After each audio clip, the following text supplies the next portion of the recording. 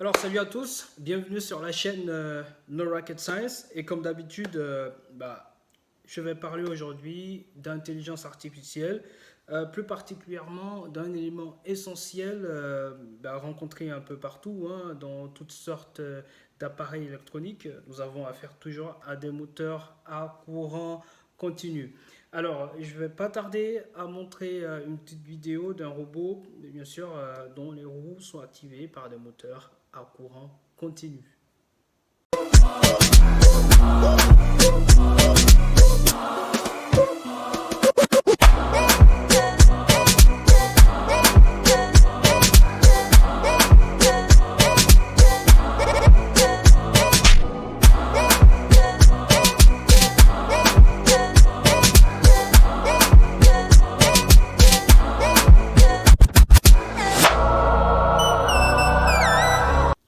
Alors, principe de fonctionnement de moteur à courant continu. Très important de savoir qu'un moteur à courant continu est constitué de deux parties essentielles, donc d'un stator, appelé également inducteur, vu qu'il est responsable de l'induction du champ magnétique, qui lui-même sera responsable de la génération d'une force magnétique, qui elle sera responsable du déplacement du deuxième élément du moteur, appelé le rotor, qui lui-même est connecté aux roues, donc à une roue, et donc rotation du rotor qui engendrera une rotation de la roue responsable du déplacement du robot. Donc, principe tout simple.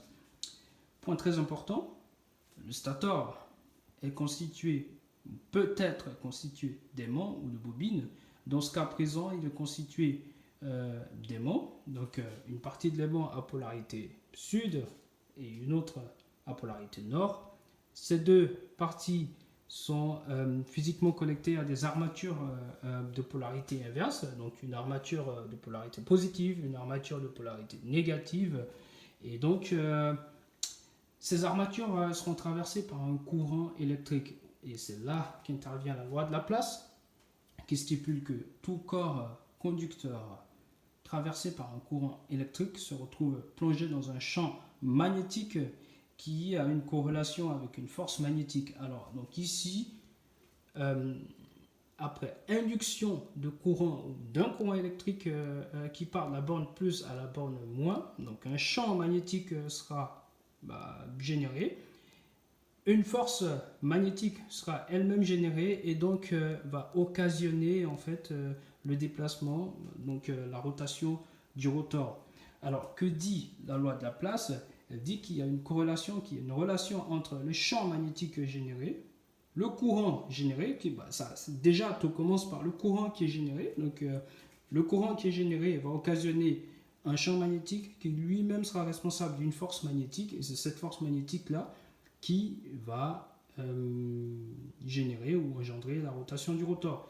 Mais ces trois facteurs sont représentables à partir de trois doigts de la main, à savoir d'abord le pouce qui indique la direction du champ magnétique, l'index qui indique le pouce qui indique le sens du champ magnétique, l'index qui indique le sens de la force magnétique, et bien sûr le majeur qui indique le sens du courant électrique. Alors là, on a un courant qui part de la borne positive à la borne négative, donc de la droite vers la gauche. Donc on a un courant qui est représenté par le majeur, donc dont le sens est représenté comme là sur la vidéo.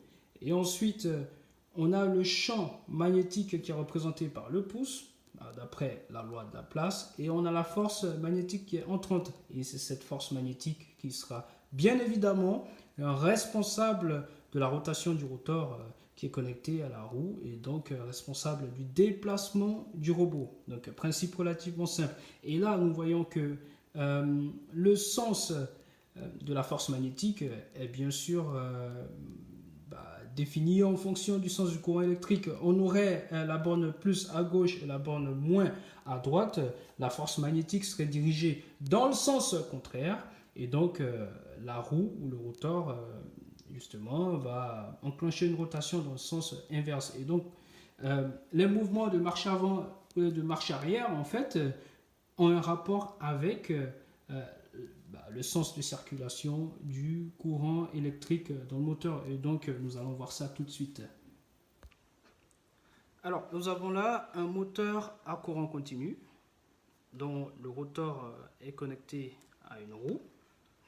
Au niveau du stator, bien sûr, comme j'ai déjà expliqué, il est connecté à deux armatures de polarité inverse. Ces deux armatures ont un prolongement vers l'extérieur, d'où la connexion de deux fils. Donc j'ai un premier fil noir et un deuxième fil rouge.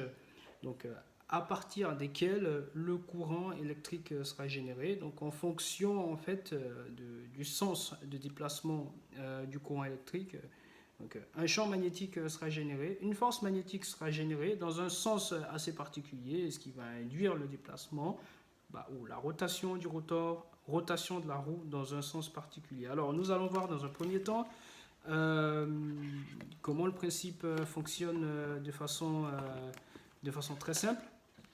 Alors qu'est-ce que j'ai là? J'ai mes deux fils, j'ai une pile, une batterie, rechargeable en lithium-ion. Alors ce que je vais faire, je vais simplement connecter le fil noir à la borne moins, voilà, de ma pile, de mon générateur, de ma batterie, et le fil rouge à la borne plus. Alors qu'est-ce qui se passe? J'ai mon moteur qui tourne, ou j'ai mon rotor qui tourne dans un sens assez particulier. Donc on voit qu'il tourne dans ce sens-là. Je vais inverser les connexions au niveau des fils et on va voir tout de suite le sens dans lequel le rotor va tourner. Donc la roue va tourner. Alors je change, je vois qu'elle tourne dans l'autre sens. Vu que j'ai inversé le sens de circulation du courant électrique, le moteur circule dans l'autre sens. Donc là, il circule de la droite vers la gauche. Donc quand on regarde selon ma perspective, donc, la droite vers la gauche, je change voilà, la polarité. Et là, rotation de la gauche vers la droite. Droite, gauche. Et là, gauche, droite. Alors cette rotation est due à la force magnétique qui est induite à partir du champ magnétique et qui lui-même est induit à partir du courant électrique qui va circuler à travers le stator qui est un corps conducteur de courant électrique et qui lui va se retrouver dans un champ magnétique et donc force magnétique qui, après avoir été générée, va occasionner la rotation du rotor. Alors, principe simple du moteur à courant continu. Et voilà. Voilà qu'on a compris le fonctionnement de cet actionneur. Très très important dans la conception des systèmes intelligents, donc dans la conception de robots et autres. Et voilà, comme j'ai dit, no rocket science. N'hésitez pas à vous abonner à la chaîne. J'aurai l'occasion de vous présenter d'autres vidéos assez intéressantes.